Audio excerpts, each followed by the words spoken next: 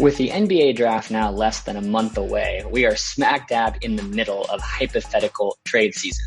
And John Hollinger of The Athletic presented a blockbuster hypothetical on Wednesday morning in which Damian Lillard, yes, Bay Area native Damian Lillard, would be traded to the Golden State Warriors along with Yusuf Nurkic in exchange for Andrew Wiggins, James Wiseman, the number 7 and number 14 picks in the 2021 draft, Jordan Poole, Eric Paschall, and 2 future first-round picks in 2022 and 2026. Now, people do not expect Damian Lillard to actually get traded this offseason. He has not demanded a trade, and even though there are rumors that he is starting to become unhappy in Portland, he has not asked out. But if he does, and if he becomes available, would the Warriors make that deal? Now, they would be giving up a lot for Lillard, no doubt about it.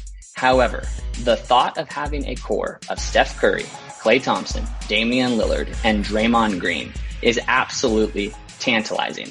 Now, we know that the Warriors and their luxury tax situation definitely can complicate things. Joe Lacob recently said that the Warriors can't keep adding big contracts.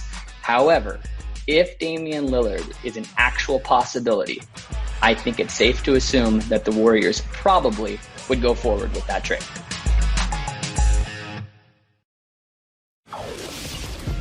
Time for you to get at me. Will you send your mentions to my Twitter page at Stephen A. Smith? Stephen A. Smith, it's time for you to be real with me. Can we talk about the Rams a little bit more? Stop. I can't listen to them anymore. Hell with your question. Now you know I'm about to get back at you, so give me question number 1.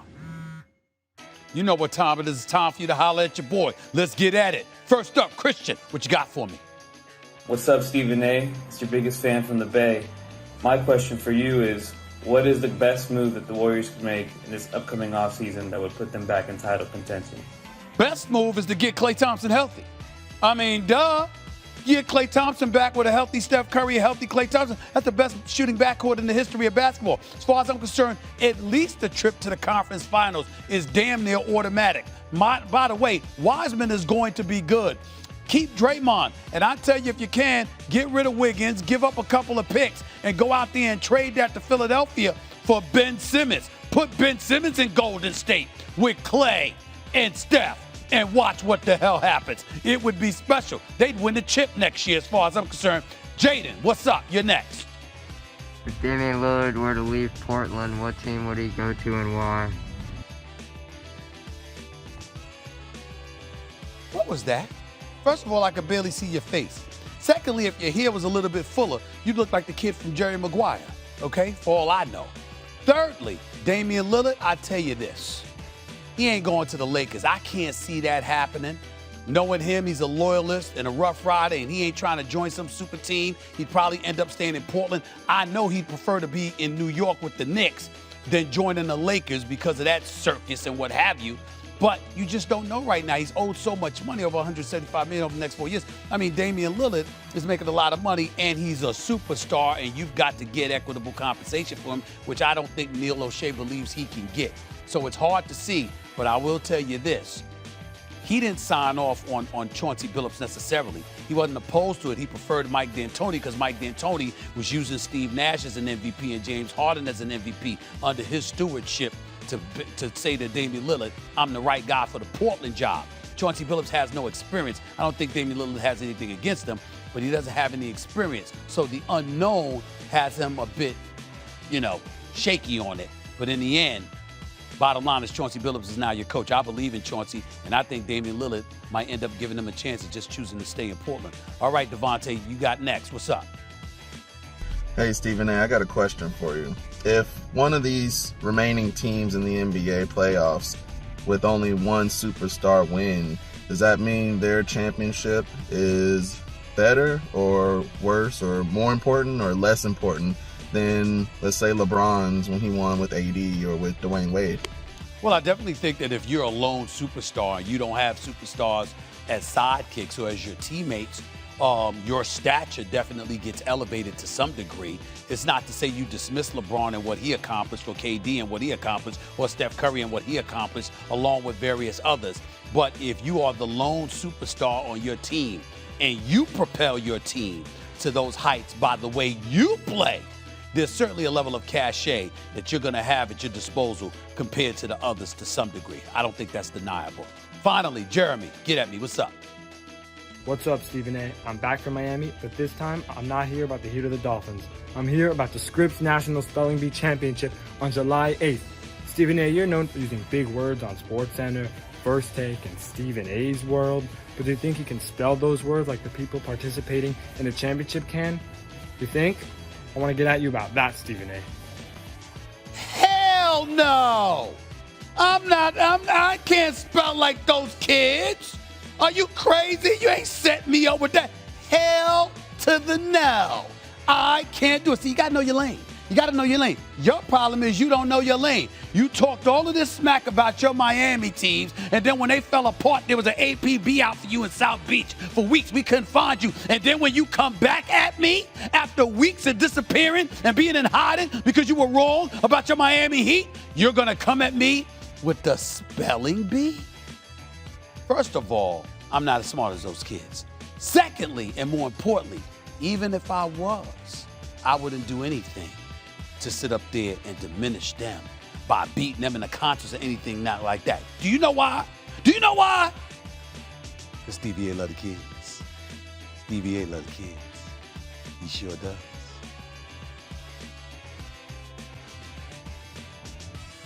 Kevin Arnovitz explaining why NBA insiders are saying that the amount of threes taken in today's game is reaching a critical mass. That is over on ESPN.com. And check out these numbers, including the playoffs. 61 games in NBA history have featured at least 90 three-point attempts. 45 of those 61 have occurred since the start of last season, according to ESPN Stats and Info. The three-pointer now represents about 40% of all field goal attempts, which is up 61% from if we go back like 10 years, basically. So really excited to have Robert Anchenet here for this topic because, look, Robert, you played with the three-point line your entire career. You hit some huge threes. Again, his nickname, Big Shot Rob, just saying. But the volume back then was nowhere near what we're seeing in today's game. So how many threes is too many threes for you? I think for me, 30 is that tipping point. And for me, I'm watching the game now, and it's kind of like, who is not a three-point shooter? You have these bigs that cannot shoot threes and they're shooting threes. Yes, I know 3 is more than 2. We learned this in preschool, right. and this is, but does it really matter if you're 3 for 10 and you can't shoot it? Everybody thinks that's good. That is poor. You gotta shoot. If you're gonna shoot 10 threes, you gotta at least make 6. That means you're hot. So I just can't do it. All these guys are shooting 3, and I blame Steph and I blame Damon because after watching well, they turn around and blame you, Robert. So there you go. They've taken it to a whole new level now. But the 3 game has messed up the game because now everybody thinks they can shoot it. Go back to being Joel Embiid. You see what he's doing. I know he shoots a couple, but he's making his bread and butter in the paint. Look, I'm trying to get like Robert, okay? I'm trying to get that 3 in my arsenal. And when I think about this three-point explosion, I think it's more so obviously a product of analytics the last few years. But this season especially, let's talk about it. With that short turnaround, a lot of teams might be a little bit more gassed, right? They're trying to put up points. So if I'm a coach, I'm probably telling them, hey, we're going to shoot threes and then, look to get to the rim, not necessarily like doing too much in the mid-range. And so that's a strategy that I've heard from my personal coaches say, hey, we're on a back-to-back. Let's line it up. Let's spread the floor. Let's keep the ball moving. Attack the rim when you have a lane, but let's try to find each other from 3. So I do think that this season, it's interesting with the number, but overall, I'm not surprised. And that's because the way the game is right now, Rach and Rob, like it's crazy. You can't be a player without incorporating the three-point shot as a part of your arsenal. That's just the standard for players growing up right now. That's what you're forced to be able to do. Maybe you're the small ball 5, right? Or the 1 center, but people expect you to not, use that as a weakness as a part of your game.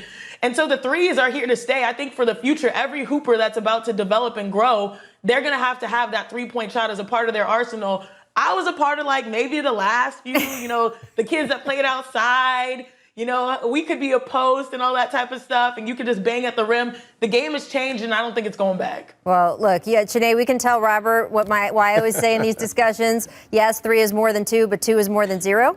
So if you have a good shot that's a mid-range shot or close to the hoop, you should also just take that one. I will say as a fan, it is fun when Damian Lillard or Steph pull up from where they pull up from because they make the baskets.